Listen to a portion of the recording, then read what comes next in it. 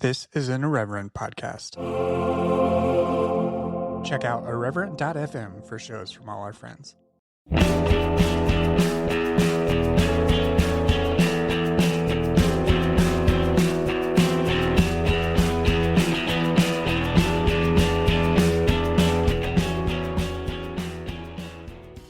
Hello and welcome to Evangelical. I'm your host, Blake Chastain. Today my guest is Nate Crawford. Nate is the director of Here, a nonprofit group that advocates on behalf of individuals with mental health issues. In this episode, we learn a bit about Nate's background, and Nate also shares about how having bipolar disorder has affected his life in general and how the mentally ill are received by churches in particular. We also talk about what exactly it is that makes him stay and what sustains his belief. This conversation includes frank discussions about mental health, so if that is triggering to you, please bear that in mind. We also do our best to provide some basic resources for folks who may be experiencing mental health issues or have a loved one they seek to understand better. Supplemental details are available in the show notes. If you haven't subscribed yet to Evangelical, please do so, and rate and review us on iTunes. Every review helps. Now let's get into it. Today I'm speaking with Nathan Crawford. He is a PhD from Loyola University, as well as has been in the pastorate in a number of different places throughout his life, and now he is the leader of a nonprofit called Here, which focuses on the church and mental illness. Is that a proper way to summarize that, Nathan? Yeah, we focus on anybody in mental illness, but we work with churches especially. Yeah. Okay. Yeah. Great. Well, welcome Nathan to Evangelical. Thanks for joining me today. Thanks for having me. I really appreciate it a lot. So let's get started. Let's talk a little bit about where you grew up. I believe you're from northern Indiana. Is that right? Yep. I'm from cornfields, actually. I live in Plymouth, Indiana, which is just south of South Bend. Some people call it God's country because there's, Notre Dame, the Golden Dome and everything. But Football Jesus. Touchdown Jesus is right there. That's actually the library at Notre Dame, and I've spent many a night with Jesus in that library. So, Nice. Yeah. So that's where we're at. And I got 3 kids, 3 boys that are 10, 6, and 4. I'm married to my wife for 13 years now. So, wow! Congratulations, Mazel tov. Thanks. That's no small accomplishment. 13 years plus 3 kids. That's something right there. So. Yeah. I stay home with the 3 boys too, which is a world in and of itself. So I work from home and it's fun. So good. I'm glad to hear that. And I just started staying home with Sophia, my daughter, just in the last couple months, and it's been a completely unexpected adventure, but pretty fun all told. So it's a different life. So just give it that. Yeah. So you grew up in Plymouth. What was that area like? I grew up in Crawford, Indiana, which is central Indiana, and I imagine it was fairly similar. That town was about 16,000 people, small. There's a mix of farming as well as some light industry and things like that. There were printing plants and things like that in the area. What was the overall environment like for you growing up?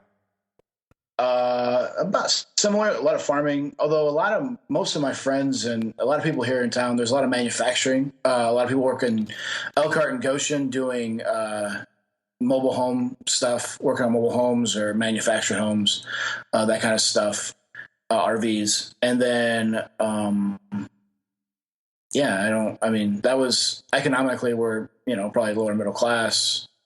10,000 people, I think, is what we top out at. Usually, if we get to 11,000, then a plant closes and there's 1,000 people that leave. So that's about what it was. I think the high school still has. My graduating class was we started at 260 and we lost 240, or we went down to 240 my senior year because we lost a number of students. So. But I think the graduating classes are still at 260 to 280. So it's not like we're gaining a lot of people or losing a lot of people. We're just kind of plugging along. Just maintaining your equilibrium there. Yep. Nothing changes. It's weird. It's the strangest thing. So kind of like Stepford, except not like that at all. So yeah.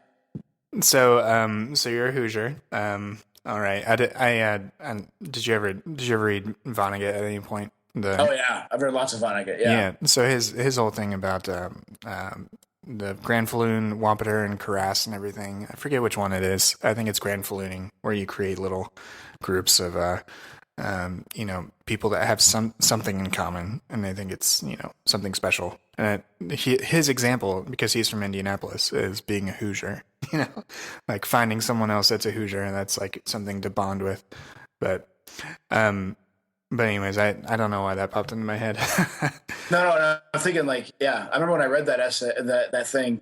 I thought of David Letterman because every time Letterman sees like another Hoosier, he's like, "Hey, you're a Hoosier." And it's like, when was the last time Letterman was even in Indy? Like it just is. Yeah, I know what you're saying. Yeah, It's kind of the same thing. Like somebody from Evansville is like, because Evansville is like as far away from me as you could possibly get in Indiana, and they're still like, "Hey, we're Hoosiers together," and it's like, well, I'm really more of a Chicago person than Evansville, but sure, we're Hoosiers. So yeah, yeah. So yeah, it's all fun. Yeah, absolutely. So, what was growing up like for you in Plymouth? We talked a little bit here just about what it was like and what Plymouth was like, but what was your youth kind of like in that area? I don't know. It was typical, I think. I don't have anything to compare. I mean, like I was always normal and stuff. Yeah. I had two parents that lived together. Like this, married and they're still together. My dad's they celebrate what 39 Wow. years this year. So here in a week or two, and then like I had a brother and two sisters. I was the oldest. We did not go to church until I was 12 or 13, 12, I think. I did have, but a lot of my friends went to church, so I was kind of aware, just never there. Didn't feel a whole lot of need. And then also, when I was in elementary school, the good, scholar that I am, I wrote like a 3 or 4 page paper on evolution, and my friend's mom was abhorred that I was allowed to do that and that it happened. I think I was in 5th grade. Oh, really? So, oh yeah. So I did it for extra credit that I didn't need. So, Well, the teacher challenged me and I was like, fine, I'll do it. I'll show you what this is. So, and then, but that was kind of, that was, my childhood was like that. I was a super, motivated and child, super hard on myself to not only be the best that I could be, or even the best in Plymouth or the best in Indiana, but like the best in the entire world. I've learned to tone it down a little bit, but and yeah, so that was kind of my childhood. Trying to think of anything. I played sports. I love baseball. I'm a huge Cubs fan. My dad tried to raise me as a Purdue fan. He's got my son hooked. I go with my son. So my parents still live here in town with us, so they see my kids quite a bit and stuff. So and around quite a bit, which is nice. It's really nice. But we're huge Chicago. Cubs, Blackhawks, Bulls, Bears. nice. Bears. So yeah. Yeah. My dad went to Purdue, and so did my mom. They're both from a small town in southern Indiana, and they went to Purdue. And my dad really overexposed me to Purdue in particular. My first Purdue football game, I was 3 months old. And then they've been like season ticket holders. We went all the time to Purdue basketball and football, and it's kind of similar to being a Cubs fan because they always feel like they're on the cusp of greatness, and then something happens. Like the Drew Brees era was great, but that kind of moment accepting being a Purdue fan is very similar to being a Cubs fan in that you're very acquainted with suffering. As far as sports goes, and he was also he was also not successful in getting me to attend Purdue or really get me to latch in. So, but now my nephew is his he's my nephew's 10 and he's his like basketball football go to now. He's able to take him down from the Chicago area down to Purdue pretty regularly to see those games. But interesting that there's the Purdue connection because you never know with that. Well, you're actually within shouting distance of Notre Dame, so it's actually pretty surprising. Yeah, you know what? I grew up just Notre Dame is a place that I just don't like. Like it's pretty awful. So like I always felt kind of dirty going on campus to like do research and stuff because I was living in Plymouth while I was writing my dissertation, and so I go and use their library, and I still felt like kind of icky, like like I shouldn't be here. This is a bad place, even though they have more books than I could ever, that I need that I can get through. But yeah, it was weird. Like that whole like psychology was still built in there that this is not what I'm supposed to be doing. So yeah. So let's loop back a little bit to you mentioned that you didn't go to church really regularly until you were 12, but just given kind of the nature of this podcast and the little bit that we were able to I was able to get some background on you and everything. You didn't really attend with your family, so there wasn't that like familial influence. But then starting in high school, you really got into youth group. I did. Yeah. I became the evangelical junkie. So they got me hooked pretty bad. And you know, it was good. I met a lot of great people. I met a lot of good friends. I found, a really strong faith. And I should say, like, my parents, when I was 12, they started going, and it was really actually annoying because they kept making me go to church when we hadn't gone before. Like, my Sunday mornings were supposed to be spent, especially in the fall, with like Chris Berman and Tom Jackson, like discussing, the football for the day and stuff. And so it was not ideal. And even in the summers, baseball, baseball in the morning or whatever on ESPN. So my brother and I were both kind of annoyed, but we don't have a whole lot of choice. So we did it. But then something switched when I was in between my 8th grade year and going into high school. And I don't, it's one of those like God things. I don't know exactly what happened, but somewhere in there, in between graduating from junior high and going into the high school, I kind of committed myself to this religiosity and to being a Christian and to living that out on a day-to-day basis. My thing was there were a lot of people that like went to church and like did church and stuff in our town, and not a lot of them. Well, I guess this is probably still true, but not a lot of them like really like I don't know if they really believed or like it didn't matter or whatever. And I was one of those people like if I was going to do it, I was going to do it, and so it was going to be my be-all, end-all. And so that's what I did in high school. And in fact, when I was a senior in high school, I got off a half day because I had enough credits to graduate after my junior year, except I had to take English and government and econ. Those are the two things I had to take.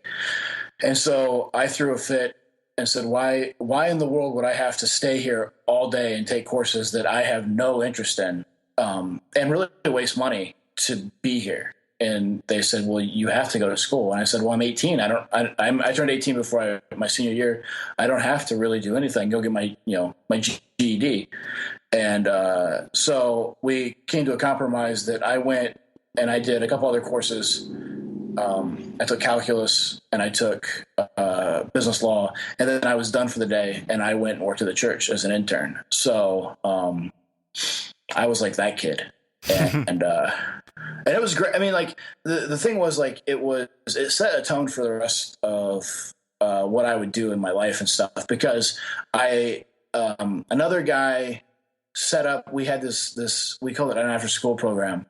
It was an after school program, but it was for junior hires, and because we had a place downtown, and it was just like 3 blocks away from the junior high, and so we had pool tables and ping pong and all this stuff that people could come in and play and whatever else.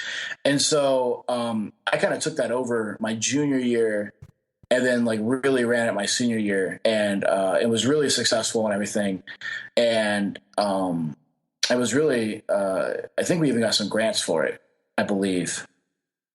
And which is weird, we got the 18-year-old filling out grant forms and stuff, but it was a really successful, and it set my tone, because I was kind of like, this is where I think church should be, or what it should do. Like, finding these kids they didn't have anywhere else to go after school. They weren't in sports, they weren't in band, they were, kind of messy, dingy.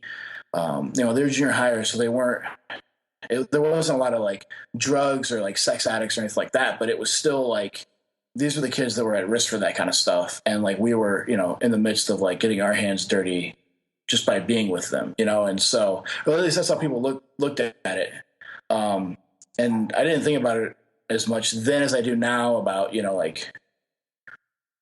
anyway, kind of like analyzing all that kind of stuff. But that kind of set the tone for how I thought church should be, and like what I actually thought, we should do, is that we should actually, follow the Beatitudes. So that hasn't gone very well. So is that what? So is that so as far as motivating factors? That's my first follow-up question here.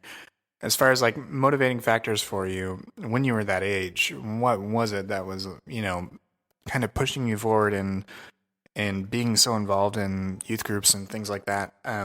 Because to me, I know my reasons. I was also like, I was at church like 5-6 times a week, when I was in high school, like, and I was super interested in that. But to me, the thing that I find really interesting in these conversations is finding out what people's individual motivators were. So what was like pushing you towards that sort of path, like internally, when you were doing all of this? Like, you were leaving school early in order to work at a church. Like, what at 18 was pushing you in that direction so hard? I don't, you know what? I don't know. I had to, I have a bit of a messiah complex. I think it goes, we'll get to this later, but I have bipolar disorder. This tends to color a whole lot of life. And when I feel good, the belief that I can save the world is not that far-fetched to me. So, which is really annoying for everybody else, because anyway. So, but that, like this, so I think that was at work a little bit. But then also, I wanted to please people in the church. I wanted to make sure and I wanted to be the best youth group kid that had ever come through there, I think.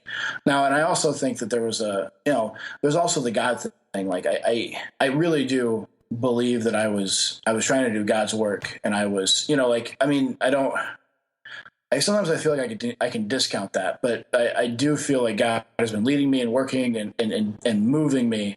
And so, and I think in that time he was too, but I don't think that it was always. I think God's movement and some of the movements of some of the people around me were not always in sync, if that makes sense. So people pushed me and encouraged me they used my passion and my deep sense of trying to do the absolute best to push me to be the best. And then also, I do believe that God was working at that time, and we did good things. And I actually had, I've run into people that were like, "Oh yeah, I remember you from, you did that thing, and that was really cool." Because of course, the year after I left, they shut it down. So, yeah. So, hey, the 18-year-old intern isn't here to do it anymore, so let's chuck this. So it was working really well, but whatever. So, I think those are the motivating factors and stuff. I really did want to please a lot of people, like, but that wasn't the whole thing. Okay.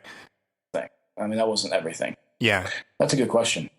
What were the circumstances, or was this a evangelical church? Was this like a non-denominational type of church situation that you were working in? It was a Westland church. Oh, okay. I have some bitter feelings through that and another episode and stuff like that. I tend to I don't try to start controversies or problems or anything like that. However, I've noticed that I find myself in the midst of problems, and I found myself in the midst of a problem. Then a youth pastor left, and there was a kind of a power vacuum, and some people thought that I was in charge. Other people thought they were in charge, and I was 18, and the church just didn't do anything to protect me from some of the nastiness that can happen to people, from people and stuff. And so, so I was still running this program, and then I was expected to kind of like the pastor expected me to pick up a lot of what the youth pastor was doing. And so, like, I mean, I was going to high school and working like 30 hours a week. And so, and then getting railed on by parents and other people who were like, well, why isn't this happening? Or, you know, like, I want to be in charge. And it's like, well, go ahead. Well, I don't want to do all that. Well, I mean, that's what being in charge entails. So, like, it was a very, it was actually a very, at the end of it, it was a very brutal period for me. And I was chewed up and spit out. So by the time I got out of high school, I was going to a Christian college. Like, the only thing I wanted to do was just get out of here. I wanted to be away from that church. I wanted to be away from everything because it had just gotten so, like, it was my first experience of church just being like nasty. Like, and this happened a couple more times. When you work in the church, this happens. But like that became So, and no one had my interests, and like, as a 35-year-old, I can be like, well, no one had my interests at heart. And like, and that's, you know, that I can understand that. But at 18, like, that was a totally different thing. And my first experience, like, you know, kind of being in charge and stuff. So, Yeah. And I mean, teenagers are just like raw nerves. So, I mean, everybody goes through it, but like, I don't know. To me, like, looking back on my 18-year-old self and looking at someone that had all these like deep religious impulses as well as a whole bunch of other deep impulses, and they were all like right there at the surface. It's hard to, I don't know, now being in my 30s and like, I don't know, treat them literally with kid gloves because they're they're kids, but they're kids. Yeah, they're kids. Yeah. Well, it also became hard because as I graduated, so at that point, my mental illness had gotten up and down quite a bit my senior year, and then and stuff. And so, like, that just made it much worse. Like, my depressions were much worse and my highs were worse. And no one had any idea. Like, that's the thing, is like, I wasn't diagnosed until I was 31. Some people thought I might have depression, but a counselor here that was recommended to us by a person in church ended up talking to me, and he's like, oh, you're just kind of moody. And it's like, well, that's kind of the definition of bipolar, but yeah. Okay. So, he was like, and I gave him all the church answers. That he was a Christian counselor. And I gave him all the church answers that he wanted. And so he was like, oh, you're fine. And, you know, I wasn't. So, so like that all spins into it too. So it's like, so yeah, it was pretty terrible. I mean, but whatever. I mean, like, it is what it is. Like, I can't go back. You can't change the past for sure. Right. But it's a lot of what you ran into was a lot of just interpersonal struggles, interpersonal power struggles that happen within a church, especially a smaller church. Like, smaller churches, just there's not a lot of people, and small number of people, and probably a large number of big egos. And that's just kind of the way it can happen. And I'm probably reading into my own experience there a little bit, but I'm also thinking, just from what you're saying here, that may have been part of your experience there. Yeah, actually, this church was 800 people, but oh wow, okay, so that's I mean, that's a fairly size. Okay, knowing what I do know about the denomination, that's not. I mean, that's a little surprising as far as the number. Yeah, well, and I think that what you're saying though is right, especially about like small town, like everyone's in like each other's business, and like and like people that are used to being in charge at like their work or their whatever will kind of come in and like for lack of a better word, like throw their weight around, and it's interesting. So Yeah. So you go from this experience where you're in charge as an 18-year-old, but also you're in over your head as an 18-year-old. And then do you go straight from that to college? Is that yep. or okay. So you go straight to college and you go to an evangelical Christian college.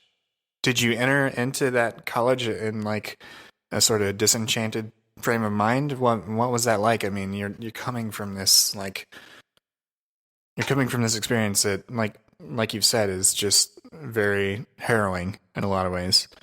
What was it like entering into that environment? It was awful. I really actually when we were driving down, well, actually we were packing up because I drove down with a friend. But I told my parents I don't want to go. I'm gonna stay out for. I'll go to community college or I'll go to Ball State or something like that. And they were like, "We're going like right now and stuff." I mean, it was so. I was such a butt about it that my mom still to this day was like, "That's the maddest I've ever been at you in my entire life." Like, we're dropping you off at college, and you're like, "Don't leave me. I want to go home." And she was like, "You were just such a." And I wasn't like, "Don't leave me." I was like, "You guys suck for leaving me. I can't believe you guys are going to leave me in this place that I don't want to be." So, and part of it is I was dating a girl at a different school. I was also again falling into a pretty bad depression. In fact, actually, yeah, my bipolar it really manifested my right there at the beginning of my freshman year of college. So that was a lot of fun. Like I would go days without sleeping, and then all I would want to do was sleep, and I'd be up and down and stuff. And I rapid cycle, so that means that like a normal person might have like one up and one down a year, and like I'll go through like 3 a month if things aren't medicated and stuff. So finally, by the time my second semester started, I finally started to get some help. But yeah, anyway, so dealing with all that coursework, and then I was going to be a Christian ministry major and a pre-law political science major because I thought that I wanted to be a lawyer. I wasn't sure what I wanted to do, but I was going to do both of them. And then, funnily enough, my sophomore year, I had to go in. I went in and I was trying to get some courses switched around or whatever, and I was talking to a professor there who was in the political science department, and finally he just looked at me after asking me a couple of questions, and he said, "You can't take courses from me." And I said, "What do you mean?" And he's like, "You'll fail." And I said, "I think I'm a pretty bright guy. Like I can deal with whatever you throw at me." And he was like, "No. I think you're off your rocker. Like I disagree with everything you say, and if you disagree with me in class, I'll fail you." And I was like, "Well, this seems to be a rather large problem. Like, because you're right, I do disagree with you." And he was like, "You can't be a political science, pre-law, history, anything in this department." And I was like, "Okay." So I was a Christian ministries major. Okay. So yeah, cute, huh? Well, So it's a great story though to tell people like this open Christian college, and they're like, "Nope, go away." Like, yeah, I think I know which professor that was too. yeah, I'm guessing he was a more elderly gentleman, and he was. He looked like Mr. Burns. So yeah, I know who it is. I took several classes with him. I'm He would have sorry. failed you. He would. Yeah, well, Even what little I know about you and what I do know about myself and his and having had to take his classes and give his answers back to him, he would have failed you. um so you were a Christian ministries major. Is that what, made you choose Christian college? Because to me, another interesting thing about this whole subculture that we're examining here is that, some people are like, it's just like the default choice. It's kind of whatever their parents or whatever kind of steered them towards forever, or there was more of a vocational aspect to it. Was it a little bit of both? Was it one more than the other? As far as what made you choose going to Christian college? Because that to me is one of the things that, looking back at my own life story, like what led me to Christian college instead of any other college, really. I was my my church made me, and my youth pastor made me so afraid that if I went to a secular school, that I would like go to hell. I mean, for lack of a better term, like I would lose my salvation and I would get involved in a fraternity and become this alcoholic who ended up with HIV and spread it around. And I mean, like your worst nightmares, like, come true and stuff. And so that was, like that was a lot of my motivating factor. Like I did want to pursue ministry in some sort of way. I was really interested in religion and philosophy. I was really interested in exploring like a ministry thing. But the other thing is, like, no one actually told me that there's this thing called seminary that you can go to if you go to like a secular school. Like if you go to, and like. And because I remember sitting in and going with my guidance counselor and being like, well, if I want to be a pastor, like I have to go to a Christian school. And she's like, well, you can study philosophy at I think she said Purdue or Ball State Religious Studies. And I was like, I don't think that's the same thing. Like I'm looking at the two course catalogs and like those aren't the same at all. And now I tell students all the time, like, find the cheapest school you can go to if you want to go to ministry, and go to that and get a degree really quickly and then go to seminary, because that's the correct path, like, because that's the spending the time and the effort and the energy in a place. And I don't know that a 22-year-old should be given a church, like I'm not convinced. Anyway, that's a whole other Yeah, we can. That's a whole other podcast. Yeah. Nate's musings on theological education. But so no one told me about seminary, and like that would have been a legit option for me. But because once I finished my freshman year, I knew I'm going on for graduate work. Like I knew that. And so because I knew that the answers that I wanted, or even that I wanted, the questions that I wanted to explore, we weren't going to explore them in my undergrad. Like that just wasn't going to happen. And it wasn't like I was being bad or annoying or anything. Like I was starting to think about things at a sort of a different level. Like I was starting to say things like Jesus is a socialist, which went over really well at our college, and began to explore some of the implications of that, and looking at some like I think I started reading Martin Luther King Jr. a little more seriously then, and going like, this has more than just like, hey, kumbaya type stuff. Like he's really revolutionary, and so I just knew, in talking to some of my professors and stuff, I knew that wasn't going to be explored in the depth that I wanted it to. And so I wanted to go on and do something more. And that's kind of what I just kept doing and stuff. So anyway, getting back to why I chose Christian college, that's why I was scared I was going to hell. And then once I was a freshman, I really thought I was going to hell. But they were asking questions, and they had the resources and stuff there to explore the questions that I wanted to explore. And so I stayed. And I was really comfortable there by the end of my freshman year. Like I was part of a dorm that was really close knit, and it's not there anymore because the school just tears things down. Like it's like, hey, we built this toilet yesterday, we should rip it apart. So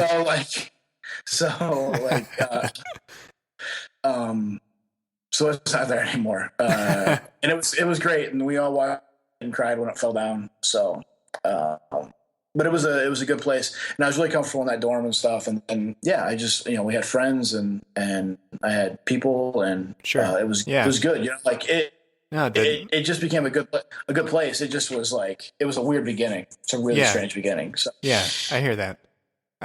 And I mean, the thing that makes people stay in a situation that might be uncomfortable is always going to be other people. It's like, if you find people that you care for, you're going to stick around for the people. Yeah. So I mean, that's great. It's great that you found that. At the same time, you have this narrative happening in your thinking that's counter to the overall culture that's there, either within the things that the professors are teaching or the things that the students are believing, or both. So you are developing these curiosities about Jesus, interpreting Jesus as a socialist. That Yeah. is not necessarily going to be something that is going to be welcomed in a very conservative evangelical place.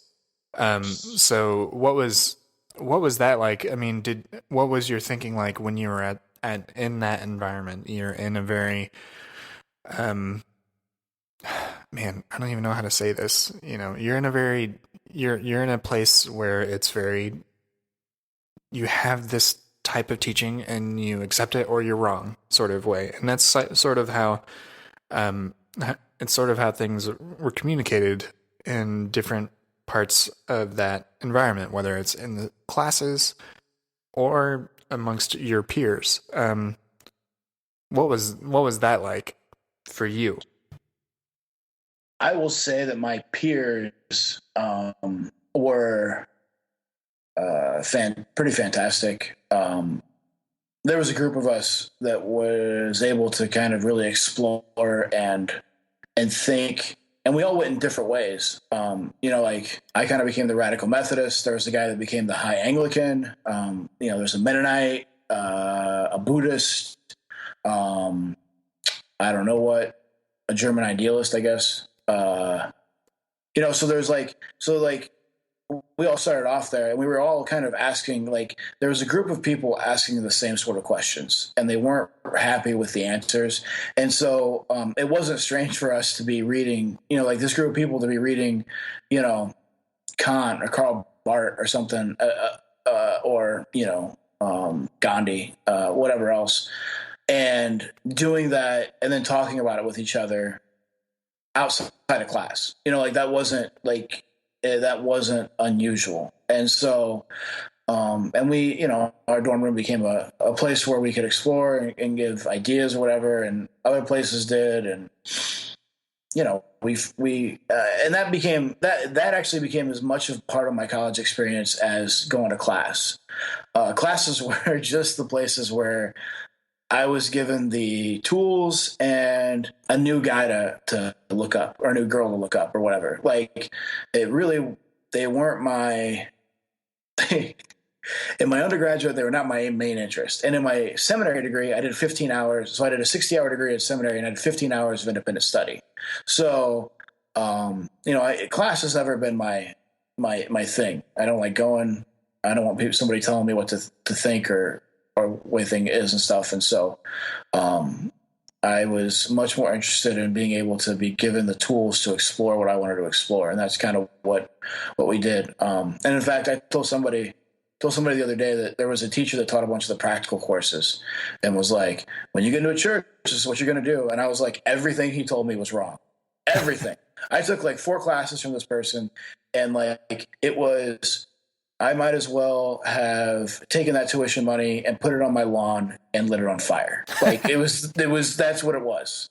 I was like, I don't know how you can decipher, like, this is what you're going to do when you get into a church. Like, cause every church is so different and they do think like, like I try running a meeting like he did and people were like freaking out, because anyway. The classes were just not, they weren't my main source of learning, and time was spent, with these other people, guys and gals and stuff. And some of them, we're all in different places now and stuff, but it's, some of us have PhDs and some of us don't. Some of us have, do writing and I don't know what else. So. Sure. Yeah, so I mean that's what really stuck with me while I was at school. And you know what? And we were all like, it's funny now. I think like we were all examining the limits of evangelical culture. And it's funny because I can think of that group. I don't know that anybody. I think that one person in that group might call them, like, out of the 10, might call themselves an evangelical today because of, like just because the questions and the experiences and the, stuff that that we were looking at and taking seriously. It wasn't explored in class, and it wasn't stuff that evangelicalism today or even back then was able to encompass or take seriously. And so with that, what do you think led to your break, so to speak, with evangelicalism? That is a major theme of a lot of these conversations, is sort of, really bristling at the way it can confine not only your faith, but also just so many other aspects of life. I know you already kind of talked about it. You talked about it at length in regards to how you did that at school in undergrad. Did you continue? How did that sort of, wrestling with the limits of evangelicalism, how did that continue after college? Well, I went to an evangelical seminary. I went to Asbury, which it was great. Like I loved it. My wife and I loved it. And they really honestly allowed me to wrestle with the questions and the issues that I wanted to wrestle with and explore all that stuff. But there was a couple points at Asbury where I realized I'm not in the same group as some of the people here. And what I thought, like, even at Asbury, and even actually when I got to Loyola, there was another guy there, and there was a couple other people there, and we all kind of called ourselves evangelicals, but it was obvious because it became obvious a little on that we were not evangelicals like people who claimed evangelicalism and were like kind of the mantle carriers were evangelicals, like. And so that became a real sore. I mean, that became a real. So for me, like that intellectual movement, it basically was like, I don't know that I've moved a whole lot, like, the Jesus is a socialist and that kind of stuff. Like, I don't know that I'm real far out, but I think that evangelicalism as an entity has moved further and further into like a conservative world that has, well, I'm going to call it hermeneutic, that ties things up so neatly that I just, I can't fit there. And then also, what I began to realize as I had kids is evangelicals are kind of nasty people. Like I keep having these experiences. Like I keep working in churches and evangelical churches and with evangelical denominations, and I keep doing this stuff. And what I keep finding out is that like there's no correlation between belief and actual practice for a lot of people. And as I had my first son, I thought, I don't want him. I just don't want this. Like, I said to my wife, I'd rather him, be raised by Roman Catholics that are, who I vehemently disagree about some stuff, like women in ministry and like the Pope thing and that kind of stuff.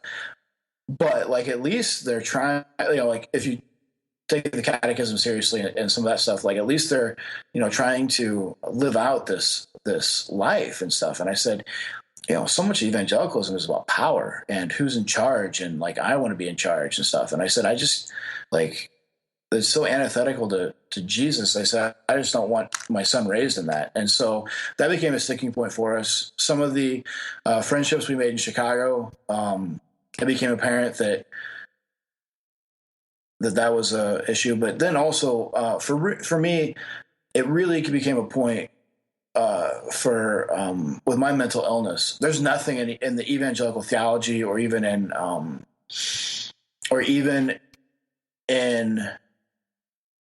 a lot of Christian, there's nothing in evangelical theology. There's not a lot in Christian theology that can deal with the idea that somebody like I'm relegated. Okay.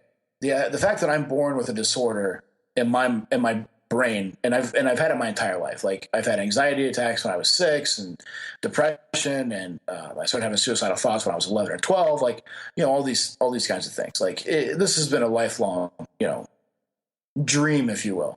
So, but evangelicalism has nothing to deal with that. Like I'm simply part of a broken world. Well, I wonder if that's actually true. Like, is that just too simplistic? like sin becomes such an important thing in evangelicalism. Like people are sinful. There's original sin, and because there's original sin and there's this sinfulness, that's what explains the brokenness and stuff. And I'm like, I don't know. Like the heart of brokenness, I tend to think of as, Jesus in Gethsemane, crying blood because like he doesn't want to do this, and then being dragged and whipped and beaten, and then being forsaken by the Father on the cross. Like that seems to be brokenness right there. And I don't know that that's any sort of like does Jesus sin there? I mean, if we say he does, then we're heretics, and if he doesn't, we're good. But then what do you do with that? Like, I mean, like, but that's the pain and that's the suffering, and like there's no answer. And so like the fact that like basically I am a deconstruction, or I am the non-answer within evangelicalism, made it really hard to like stay there. Like I get tired of people telling me pray harder or think better, or you should say positive thoughts, or I don't know what else. Stay away from these books, or don't read this person, or like I'm a huge fan of Jacques Derrida.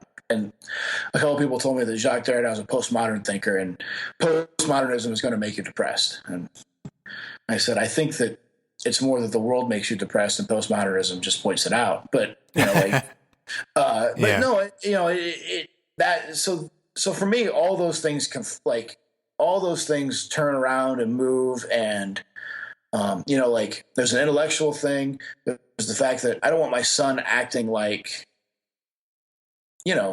James Dobson, or like selling out to Donald Trump. Like that's sickening. Or Russell Moore, or some of these other. Russell Moore didn't sell out. I should say that. I think he's wrong most of the time. Like I don't want my sons acting like that. I don't want them being in an environment where women are put down. Even if you say women are in ministry and then you don't allow any women in ministry, like it seems that you're saying is not really working.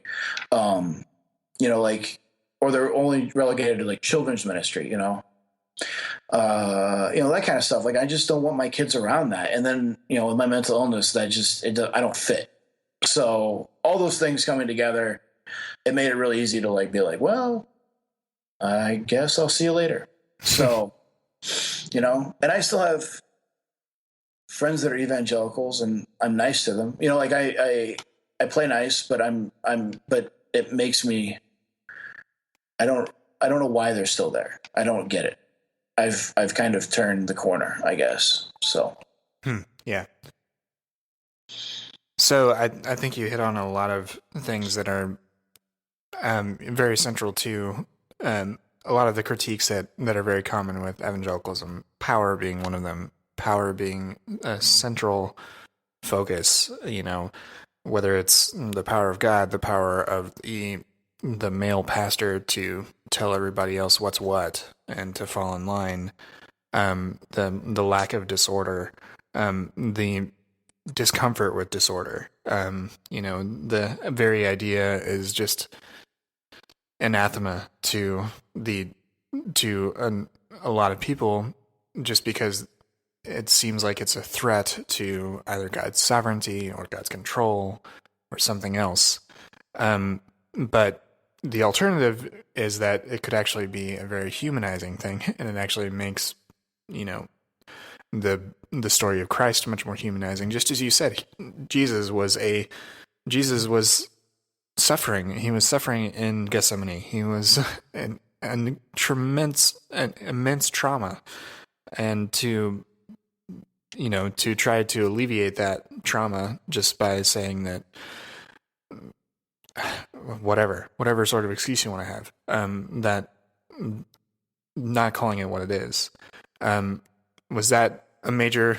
I'm kind of leading into a question here, but was that more of was that another instance of this? You're trying to fit the world to your view instead of trying to understand the world as it is. Yeah, I remember when I was sitting at an academic conference, and I was sitting with a guy who says that God suffers, and I don't even know if we were talking about that. Like, I think that I think that the papers we gave were on something else, but this was a famous theologian. And so like all of a sudden people started kind of picking at him like, I can't believe you say that and stuff. And there was like these 4 guys and they were committed to being to protecting God from suffering. And I was just like, you guys are terrible people. Like, number one, like if God doesn't like, yeah, anyway, I mean, like, how do you deal with the cross? Does God suffer on the cross? Is there physical pain? If there's not, then you seem to be in a whole other set of like ancient heresies, and so like that for me. And then I read a guy named Jürgen Moltmann, a book called The Crucified God, and he talks about God dying, and it opened my eyes up. And I read that in seminary, I believe. It opened my eyes up to the possibilities of what happens when we actually imagine that the God of the universe is human, like if we really take that seriously. And one of my professors in seminary was always really big on, he said a lot, the docetic heresy was the biggest heresy of our time. And that's the heresy that Jesus isn't actually human. Jesus is still just God. And because he's just God, he can't suffer. He can't, he knows everything. He, like all these kinds of things. And like, and it just seems that if you read the biblical text, like those things are just not, those things are things that we put on it. And I'm tired of making God into something that I think God should be. It seems more that God makes me into something that God thinks I should be. So at least that's how it seems to work in the Bible. So yeah, I'm the non-evangelical taking the Bible seriously. And that just makes people livid. So, but yeah. And does that get to your? Yes, it does. Yeah. Right? Okay. Yeah. I know. I was leading it. I was leading that a little bit. But I was kind of working through the question and working towards my question at the same time, if that makes any sense. No, that works. So yeah, let's. I mean, I want to touch on both this aspect of power being central to a particular evangelical understanding, and how that has influenced your interactions within the church, because you've been in a number of ministry positions, not just within academic positions, but actively working in local churches.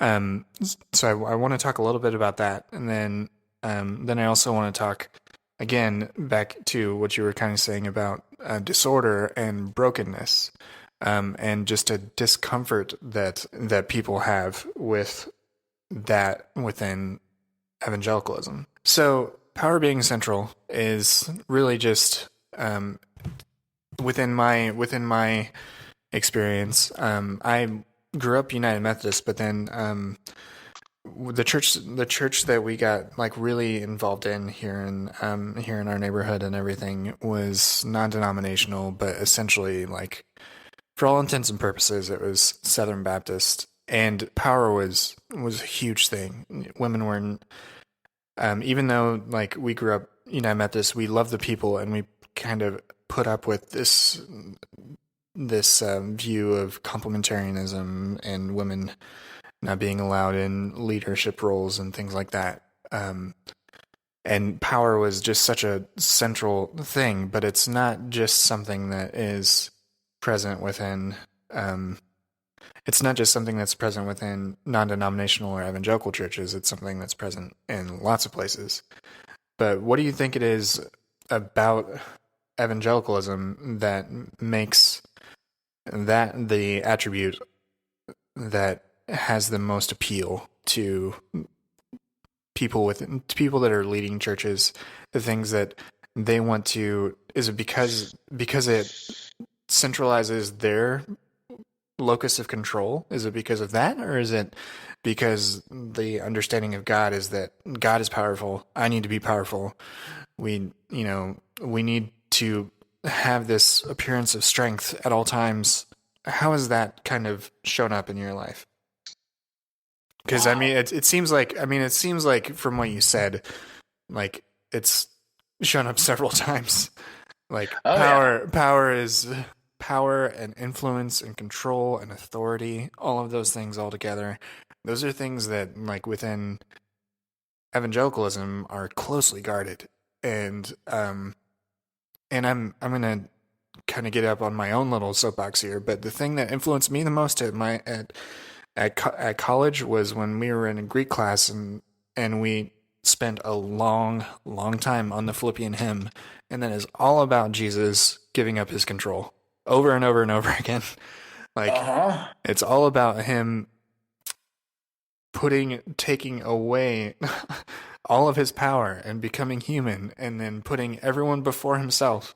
And um that is the God that revealed himself to us. So I'm sorry to go off on that like right in the middle of my question.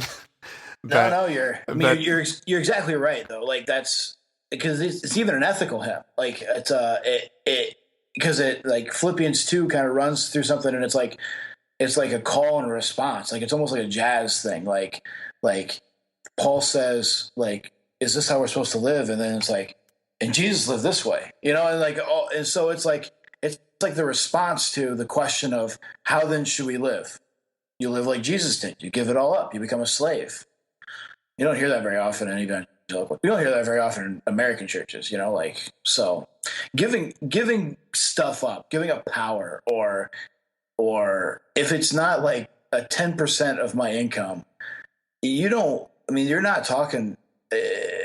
People just don't do it anyway. So they're not interested in it and stuff. And I mean, I think that the ability to control what you think you should control. Like I have dealt with a lot of pastors. I've dealt with a lot of pastors who are white men who think that they have to be. Well, the buck stops with me. Well, why? Well, it just does. Why? I mean, if you are a United Methodist pastor, it doesn't really matter because you can get moved at any point in time, or you can stay there for the next 30 years, depending on, like whatever, depending on how the denomination sees you and what you can do and that kind of stuff. Like, so really, there is no reason for you to be the power hungry crazy person that most pastors are. Um, you know, like yeah, there just isn't. But then also like, but they are, and I don't know that it's a view of God as much as here again though. I will ram my theological education. So much of theological education, like practical courses and stuff, like I was told, you're in charge. Like you've got to take control. You've got to be the man. Like your leadership is central. Like you doing you taking charge and you setting the precedent and stuff. And it's like, well, if you look at the history of the church, like I teach preaching at a seminary. Like if you look at the history of the church, the pastor never picked out what they were going to preach on. It was this thing called a lectionary, and the lectionary says each week these are these are the passages that we should use to preach on, and the entire church used that. And then somehow we stopped doing that. I'm not sure exactly when. And so there was no control over what you were going to say or what your topic was. Like you were given a scripture passage, but we don't do that. Like now I think the church needs to hear this series for the next 8 weeks, and then it's some topic like why marriage sucks but can be awesome or something like that. And it's like, like what? So, there's this great, yeah. So I think that's a lot of the power dynamic. I think is denominations and people, they read books and they read stuff that say that they're supposed to be in charge and that they are in charge and they need to take control of that charge. And when in reality is like, there's no reason for you to be in charge. The two best pastors I've ever been under, one was a woman at a Quaker church, and in a Quaker church, no one's in charge. Like, it's just kind of it's a very open, our meetings were basically like, so what do you guys think? no, really, like, what's everyone think? Does anybody have an idea? I guess we can continue doing it this way. All right, I guess we will. It was like 20 minutes. Like, it was the shortest, sweetest, easiest thing that I've ever been a part of. And I thought, wow, this is perfect. Metal churches work like that. But then I had another pastor that was very similar, and like he would sit and listen to what was going on and what was being talked about in ministry meetings or in other meetings and stuff, and he might give guidance, but his goal was always to make sure that the congregation was leading the charge. There were times where he had to say, well, like, what you're saying is going to cost us $50,000. Like, we can't really do that. Or like, now think about like how many volunteers we have or something like that.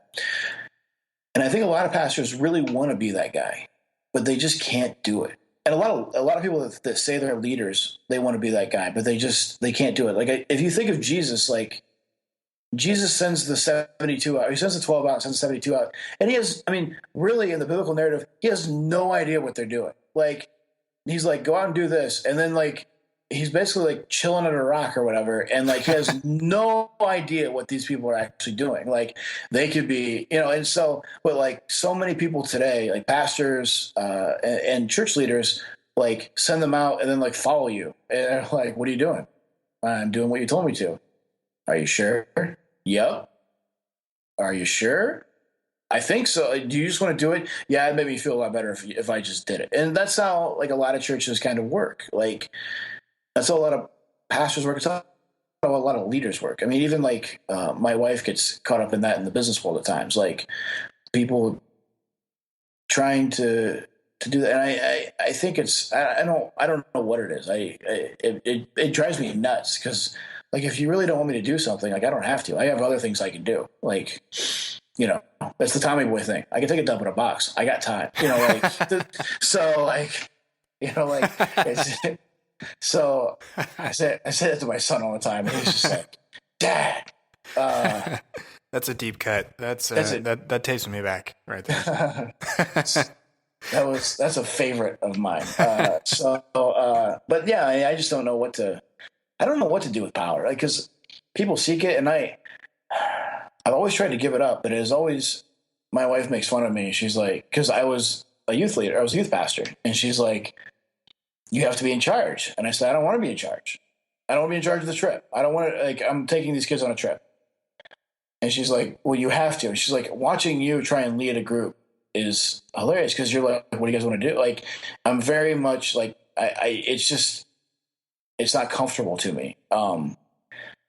So I don't know what to do with it. Like, I just wouldn't know what to, like, I've never been in charge. So I don't know I don't know how to deal with the whole power thing. And then there's the whole, like, I know the deconstructions and the Foucault stuff and everything. And that everyone's just really, maybe that's where original sin comes in. Like, everyone really is just a jerk and they're looking out for their own self-interest.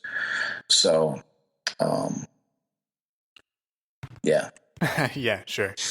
And so, yeah, but that goes off on a whole nother tangent. So I just don't know what to do with that in evangelicalism, because it just is. And even in the regular church, like, I just don't know how to, other than just to get rid of all the leadership books, and to like kind of start over again. But that's not going to happen. So yeah. So another thing that you mentioned a while back was this sense that you weren't the fit. You didn't fit, and you've attributed that at different points in our conversation so far to your bipolar diagnosis. I don't know, and honestly, this is where you need to chime in and let me know what sort of nomenclature is appropriate. So whether it's disorder or whatever else. It's a disorder. Yeah, you're good. Okay, so that has been a major part of your personal story, is that even prior to, you've been diagnosed in the last few years here, but you've been present within church activity and everything else for the majority of your life. What are some of the ways that this disorder has made you feel like you're not the right fit? And also, people's reaction to you. So that's two different things. There's your experience, and then there's other people's experience interacting with you and how they've reacted to you, like actually not just passively, but really actively. Yeah. Okay. So the way people have reacted to when I was in college, my second semester of my freshman year, I finally went to a counselor who was not anyway. I went to somebody to see them, and they were like, "Oh my word! Like you are textbook major depression." And so I was diagnosed with major depressive disorder then. However, because I was at a conservative Christian college, after a year of taking my meds, I stopped because, I can pray it away. So, and that's kind of that's a lot of the reaction for up until the last 2 years. A lot of the reaction to my mental illness was, can't you just kind of pray it away? Can't you just, if you just work hard enough at it, if you just whatever, won't it go away? It's funny with the bipolar, people have been a little more understanding. But they're a little more freaked out too. Could you give a little synopsis of what bipolar entails? Yeah. So, because most people think of bipolar and they think of somebody like, shooting up a theater or something. And actually a bipolar person is more likely to be, to be a victim of a major, of a violent crime than actually commit it. I'm supposed to say that whenever I talk about, say something like that. Bipolar. So there's a couple different kinds of bipolar disorder, but basically it's defined by the fact that you have these two poles to your mood. So your mood being happy, sad, basically. And unipolar depression or major depression is you only have one mood, and that's depression, or you have like kind of a normal, and then you go back into this major depression. Bipolar, you also have this other one called a manic or a hypomanic mood. So you have hypomania or mania, and then also major depression. Hypomania and mania. These are defined by things like you start going out and having multiple sexual partners, or you have a messiah complex. You have boundless energy. You don't sleep. Like in my typical and hypomania, it was like mania light. So it's like you don't quite get to manic stages. Manic stages tend to devolve into psychosis. So I don't have manic stages. I am what's called bipolar 2. So I tend to have a whole lot more I tend to have 30 to 40 depressive episodes for every hypomanic episode. A regular bipolar person would have 3 or 4 depressive episodes to every manic episode. So, but mania, you spend too much money, and when I say spend too much money, it's like you go out and spend like $20,000 on jewelry, or one time I bought $600 worth of books. That was great. I've read quite a few of them now, but it took me a while. It took a while. So, that's a lot of books. That's a lot of books. Yeah. Trying to think of other things. Boundless energy, don't sleep. Like in my hypomanic states, I sleep for 2 or 3 hours a night. Actually, that's not true. I go until I can't stay awake anymore, and then I go to sleep for 2 or 3 hours and wake up to just fresh as a daisy and go again until I crash again. And sometimes that's 30, 36 hours. Sometimes it's 24. I mean, it can vary. So, when even your 10, 6, and 4-year-old are like, Dad, you need to slow down. The world is going thing. So, but then on the flip side, depression is defined by, for me, it's defined pretty badly. I sleep a lot. I have really bad suicidal ideation, which means I have suicidal thoughts. And my wife and I have a plan put in place where if certain things happen, we go to the hospital. We know where the nearest, whenever we go on vacation or we go anywhere, we know where the nearest psychiatric ward is. And so that there's just, I've never been hospitalized like that, but we're prepared. And she has the ability to put me in at any time she sees fit. which is scary. So, because my worst fear, like my biggest nightmare, is being confined and closed in a small, like a space like that, like not being able to get out. So if I have to go to that, it's really bad. So that doesn't. So getting back to that, that just doesn't fit with a lot of people's mindset of like how God made you. Like people are like, well, God made you happy. And I'm like, I'll show you happy. And then like, or, you know, like God made you like thoughtful or melancholy or something like that. Like, I don't like, it doesn't work because because I move. I mean, I just do. I bounce up and down like a ball, and I rapid cycle too, which is typically you have like 1 or 2 episodes a year. I can have 4, 5, 8, which is, you know, that's hard on you. It to bounce up and down like that. So and it's hard on your family and stuff, and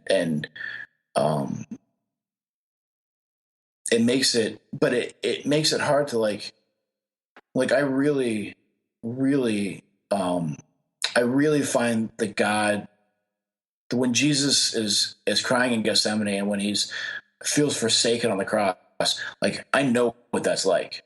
I've been in that kind of depression. Like it's awful. I've felt forsaken by God. But then I also like I'm really aware of, and I know I've had that experience of like touching somebody and like feeling the energy like just like bolt out of you, you know, and like somebody being better for it, you know, like not that I've healed anybody, you know, like I'm not Benny Hinn, but but I know what like that kind of closeness and like that that Messiah complex, you know, like the feeling that you can like change and save the entire world. I know what that's like too. And so it's just it's difficult because Yeah, in most churches that just doesn't work. Like you just don't like you don't hear sermons about that. You know, like you don't hear, and there's nothing there for someone like me. You know, like even though 1 in 4 people in the United States suffer from mental illness, there's nothing in churches for that. You know, except for the Rick Warren thing, which I think is crap. So again, the evangelical thing. So yeah, I mean, I just I don't know what to, yeah, the whole not fitting, the whole like, the whole disorder idea, like my mind is not ordered, even on my meds and stuff like that. At its best, it's tenuous, you know, like, but that's the way the universe is. Like chaos theory seems to make the most sense to people, physicists and stuff like that. And my mind is a walking chaos theory, you know, like I can sit down and write a chapter for an article really well on, you know, on Derrida's, you know, radical hermeneutics or whatever, but I can't, but that only lasts so long, you know.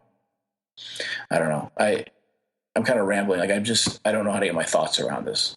no, and I mean that's honestly one of the major themes that you know you kind of run into when you're starting to really try to critique evangelicalism is really it's messy. I don't. I mean, that's to me. It's one of the terms that is the most appropriate. And one of the like taglines I have for this is actually coming to terms with a messed up subculture. And the reason is it is disordered, but it's in a way that tries to portray orderliness. And to me, that is something that is kind of damaging about it. Not kind of. I'll remove kind of. It's damaging. Yeah, and I mean, the psychological damage that happens to some people. Like, I remember churches trying to make 2 people that are married, they obviously got married under false pretense, you know, whatever. Like, they shouldn't be married anymore. And, like, trying to shove them together and keep them together despite all the evidence that this is damaging to both people. Like, and not just like damaging for like a couple months. Like this has been years, and like, but churches, we have this belief that like we can fix anything, and that's not that's God's role. Like we're not the fixers. Like we're the people, we're mediators, and we're people that can, be there and listen and stuff. But we're not. Yeah, it's just not our job. Like it seems to me that God's the one that heals people, not us. So, and I think that's the biggest one for me. That's one of the biggest things of evangelicalism is like this. There was this constant belief, or even telling me that you could be healed or you can feel better if you just did a little bit more or believed a little bit better or whatever. And like, I even had a prophet at IWU tell me that, like and he told another student that too. I found out, that hey, just go pray and spend some time in prayer. And this person, yeah. At this point in your life, you are actually addressing these issues head on. You are the director of a nonprofit called Here, which addresses mental illness. So could you talk a little bit about what work you do there and how your life, everything is kind of sorry, let me do a little take two there.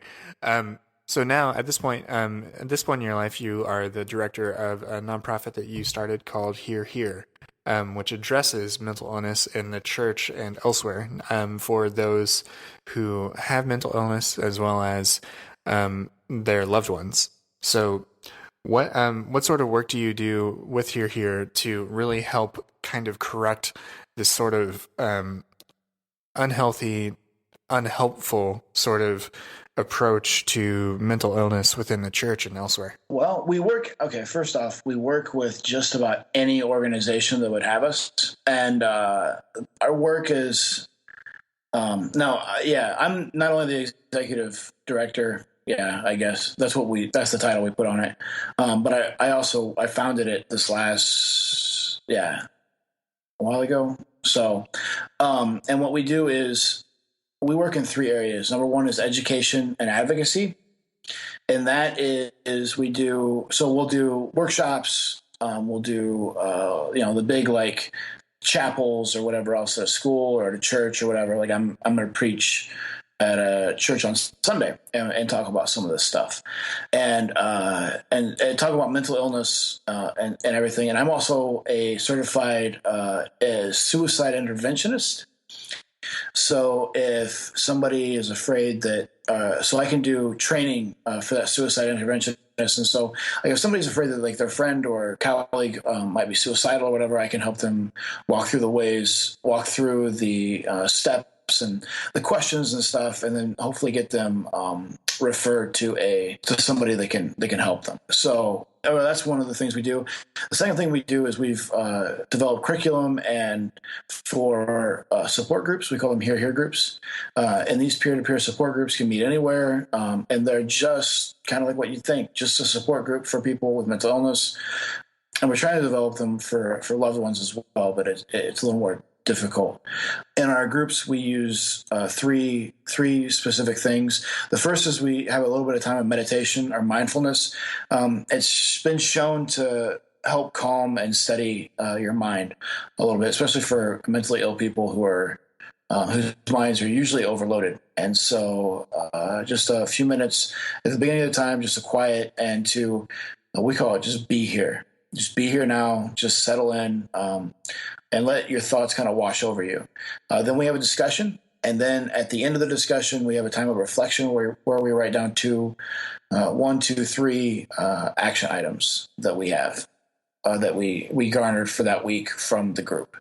So then we're not just sitting in group and like kind of talking or whatever, but we actually then we'll go out. Or then each person can then say, well, I think I can work on this, or I think I can do this, or whatever. And then the third thing that we do is we work with artists, and that's not just painting or visual arts, but also music and whatever else, all arts, doing their thing. And we are patrons of the arts, and then we use the arts as a way of connection. Using a song, or we've been using. I've been working with some artists.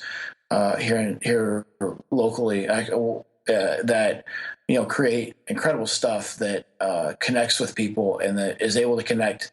Like if you have a mentally ill person and someone who's not mentally ill, and you both are able to connect over this painting, then that makes a big deal. That's a place of connection and of a mutual participation. Even you both participate in the painting and looking at it and whatever else, or listening to music or whatever else. And those are also places where the mentally ill tend to congregate, in that you have people that with high mental illnesses that are doing they're doing paintings, they're doing music, they're doing sculpture, they're doing graphic arts, that kind of stuff. And so we found that it's a good outlet for them, and it's a good place to allow them to continue to do their work. So that's where we do our work, and we look to work with churches and stuff because they're great places. Number one, they have good space, but then number two, it's a good outreach ministry, being a place that opens your walls to the least of these. Like, you're talking about getting people in that have had. There's a guy that I know that he was almost blown up by an IED in Iraq. And like, he's messed up, but he has PTSD, and creating space for him, or creating space for the other, for me, like someone who on a given day can be thinking about the rope and tree outside as a way out. Creating the space and showing those people the love of Christ, I think is really. It's not really important, but it is really important. But it also, creating that space gives them the feeling that it's a congregation that will actually accept and love. Because honestly, when I tell people that we want to work with churches, from mentally ill people, it's almost always like, why? I don't want to go to a church. Churches hate me. Like, it's almost always, that's the conversation. Why? Churches suck. Churches hate us. And it's like, I don't think that has to be the case. I know there are good churches out there. There are good places where people can thrive and can learn what it is to be loved, and to be loved by God. And so those are places that we're looking to find and to work with, and like, we would never put a group or do a workshop in a place that was going to be closed off, or say something like, you need to pray more, or something like that. Like, those are unhelpful. Like, we do need to pray more, but everyone needs to pray more. If you're not saying that to the pastor, then you shouldn't say that to anybody else, that kind of thing. So, So that's where we work. That's what we do. That's we work with churches and stuff. We work with any organizations, but churches are a good place because good space, and they can get the word out and stuff, and they have a desire to help people. Like, there's a mutual, for all the kind of the chaos that I talk about and stuff in churches, there's a mutual desire among the people in churches to actually try and help people. Even with the power dynamics and all that kind of stuff. And so I really believe that. And so because otherwise I don't know why you would even, I don't know why you would even be involved in a church. Like, they're just not that interesting, but the mutual movement to help somebody else, I think, is important. And I don't know that people always are given the impetus and the tools to help. And so that's what we're trying to do, is give churches, give every organization the impetus and the tools to help the mentally ill. That's great. So you can answer this specific to here, or you can answer it more generally. Where would you give someone that doesn't know that much about mental illness, that may be coming at it from an evangelical perspective, or from just a generally uninformed perspective, not to equate the two, just someone that just may not be familiar with the sort of challenges that someone with any sort of mental illness, whether it's anxiety or bipolar or depression or anything else, that has a significant impact on someone's day-to-day mental and overall life. where would you give them to start? Is there like a place that you might recommend just from your own personal story? And this doesn't have to be a book. It doesn't necessarily have to be a book, because really one of the things that is kind of, and I think even in our conversation here, one of the things we folks that kind of bristle against evangelicalism is the assumption that all the answers are already there. And so a lot of times, sort of the thing that makes you exit that sort of world that has all the answers is finding the right place to start, like either the right question or some other starting point. So if you were our theoretical novice here, what would you give them to start thinking about what they can do to either address their own mental illness, or to be able to understand someone else's mental illness in a more humane and compassionate way? To address your own mental illness, go to a counselor, a licensed mental health counselor or a therapist of some sort. So if you think that, if you've been depressed or you have anxiety or something like that, and you're not getting it taken care of, that would be the place to start with that. For trying to kind of get a hold on like what it entails, like lifestyle wise and stuff, there's a website called The Mighty, and it tells, and I've written a couple of things for The Mighty, and it tells a lot of different kinds of stories about a lot of different kinds of illnesses, and they divide things in between physical chronic illnesses and mental chronic illnesses or mental illnesses and stuff. And so it's a good place because not only you get a lot of like stories about like I read one today, this woman talking about she told her daughters who are like 12 and 14, I think, about her bipolar disorder. And so, the struggle with, telling them about that, how she told them, that kind of stuff.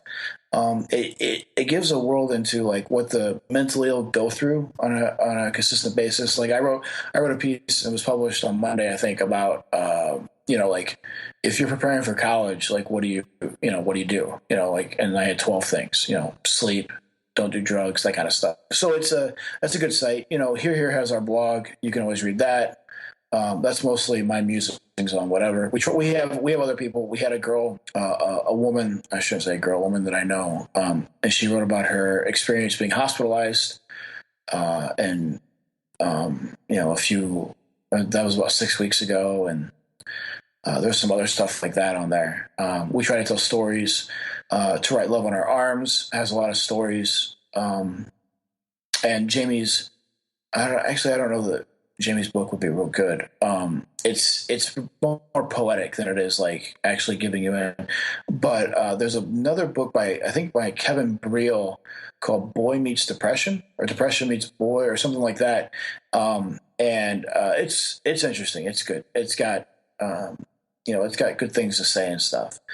Now, all this can be a little bit salty with language and all that kind of stuff. When you're in the throes of despair, mania, or anxiety, an anxiety attack or whatever else, you don't tend to think about whether or not you're saying something that could offend somebody else. You're thinking about whether or not you're going to live to the next moment. So, just be aware of that if you're looking there. But if you really think that you are struggling, if you're thinking, I really thought that it was normal for a long time to think, to look at a tree and go, oh, I wonder what it'd be like to hang from there, hang a noose and hang there. That's not normal. And so if you're having those kinds of thoughts, like if you look at a knife and think about plunging it into your wrist or something like that, you should see a counselor. That's really important.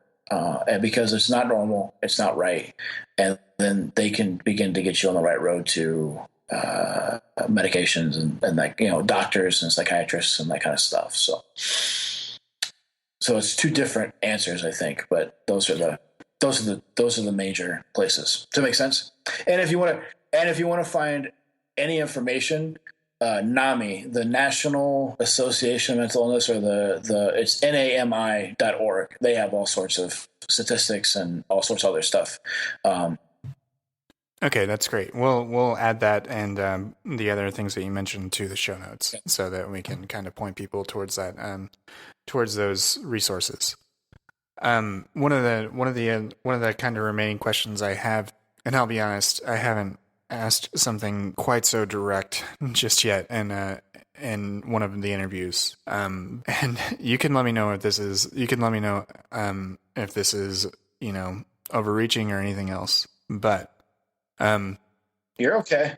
So I haven't really gotten to this question explicitly in the handful of interviews I've done yet, but it's really one of the kind of the main driving forces I have for why I'm doing this for myself, and why I want to hear from other people too, is given the breadth of your experience, and that includes a considerable amount of actual pain and suffering.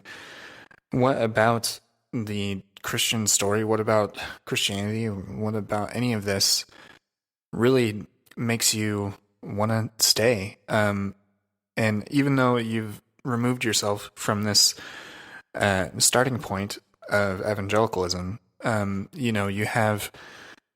you're still active within the church world. You're still very much engaging with these questions.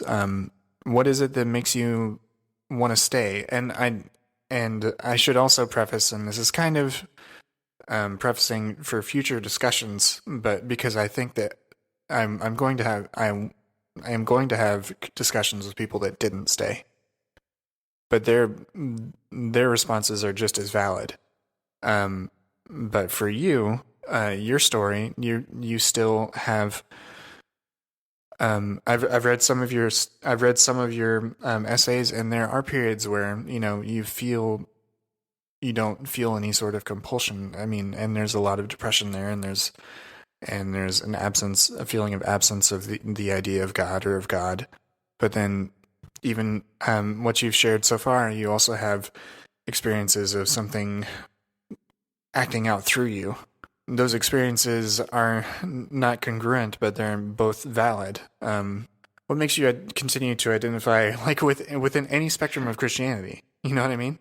That's the question. That's really the question of this podcast. It's the question for a lot of people.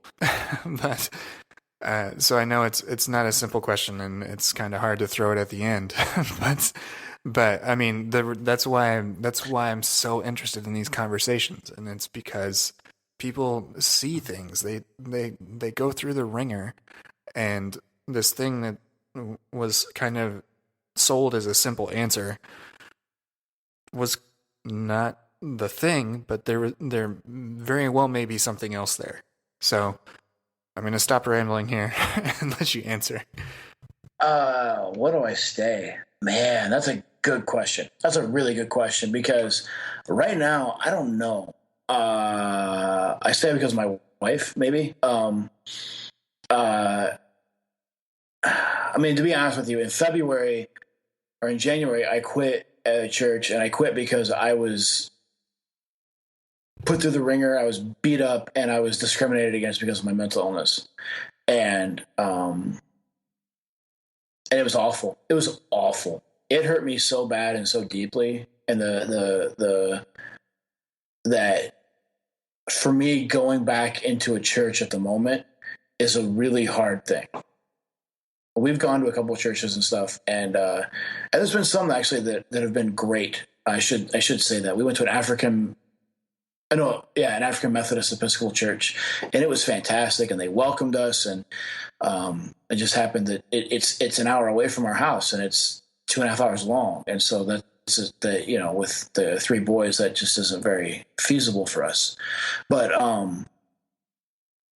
even they loved it. And so anyway, why do I stay? I stay because I can't leave. I've tried. I keep trying. And something keeps pulling me back in, just like Al Pacino in the end. But right now I can say that I'm staying because I believe in God, and I believe in a God that suffers pain, and a God that hears our stories and walks to hell with us, and enjoys life with us. I think that's the God you get in Scripture and stuff, and celebrates with us and walks with us and talks with us and stuff. But I'm not staying because of the church. That's just not. And I feel like if the church at this moment is what gives us our sense of religiosity or Christianity, and I think I told this because I know John Dottrell, the church is dead. Like because right now everything's so, they just don't have their head on. Like there's just nothing there. And I've been in a lot of churches and I've spoken to a lot of people and a lot of different stuff. And I just like, that seems to be the same story. But God is not about the church. It's about something bigger than that. Or I think maybe smaller episodes, like the conversations I have with friends, or the times where, like we sit around and share, our hurts and stuff. And like that's what real church is, not walking into this building and talking and stuff. So, and I think that's where God is, like God is in the moments where we, sit and have a beer and chat stuff up, or we, like. Yeah, absolutely. I mean, he showed up and did a subversive act in a temple once, and then he threw a lot of crap around the temple when they were selling stuff. Yeah, exactly. Not much else happens in the temple. Yeah, I mean, the early church met in houses and stuff, and part of that was, I think, intentional, and part of that was just a necessity of their circumstances. But I have no faith in the church as an institution to actually do anything right. I've been hurt and beaten up by them too many times, and that might just be my cynicism at the moment saying that, and it may just be, I just don't have a whole lot there. But I do have faith that God will be there, and I've had listening to Steve talk, I've had some similar experiences where I can't let go of the fact that I've had these experiences. I've felt the warmth of God. I've seen, saying I've seen the face of God is a really, it's not something I'm real, like, I don't know. But in a moment of meditation, I just had this incredible experience. And so I just felt like I was face to face with God, and it was a beautiful moment, but, fleeting, but it was still like, those are just things that I just can't let go of, and I know people that have had similar experiences and they still have let go, and so that's, I'm not dissuaded. I understand that it's not at the be all end all. Those are there. So those are there and they're important to me. And I've had incredible experiences with people, and those are the moments where I think God is the most real, It's funny. I don't know that I've ever felt or been convinced that God is in a church, but God is in people and things and moves and lives. And so it's not stuck. Nobody has a right on it, on God, on the divine, and so that gives me faith. Like nobody gets to clamp God down and put God in a box, or nobody gets to, chain God up. Like God does what God does, and we got to be prepared for that. Yeah. I mean, I think one thing that I've kind of experienced personally is that, because I'm still there, I'm still here. I have the same sort of struggles with institutionalized church right now, for my own narrative that I'll have to tell in a different story someday. But I feel similarly that there are times when, like, you begin to grow, and then, like, you have these experiences with people, and you think that your ideas have somehow outgrown the idea of God, and then you realize that God was already there. Like, God was already, like, way out ahead of you, waiting for you to get there. And so for me personally, that's people and those things. That's absolutely for all the faults that institutionalized churches have and the ways that they can discriminate and do everything else to undermine the sort of wondrous thing that you can accidentally participate in. It's still there. So, I hear you, and I'm kind of, yeah, that resonates with me, and that's a very good answer. So, I think it's a really great place to kind of leave things, that we have this thing that a lot of us, the two of us talking now, and then the people that may be listening to this, when it's published, like, these are the things we wrestle with, and it's not perfect, and it was never, it's not perfect, but it's real. It's reality. It's the things we deal with. And having a realistic picture of ourselves and of the ideas we have about God, the most you can ask for. Yeah. So, do you have any other kind of closing thoughts about anything? Then we'll also kind of, I'll have you plug all your things online and everything else as well. So, anything else you might want to elucidate on as far as your own story or about here or anything else? No, not really. I mean, I've gotten it all out there. I feel pretty good. Good counseling sessions. So we're no, I'm just kidding. Yeah. I mean, I feel pretty good.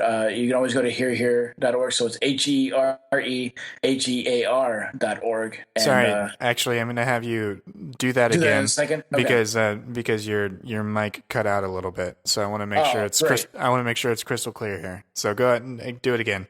Maybe step back a little bit from the mic. I think you might have been blowing it out or something a little bit.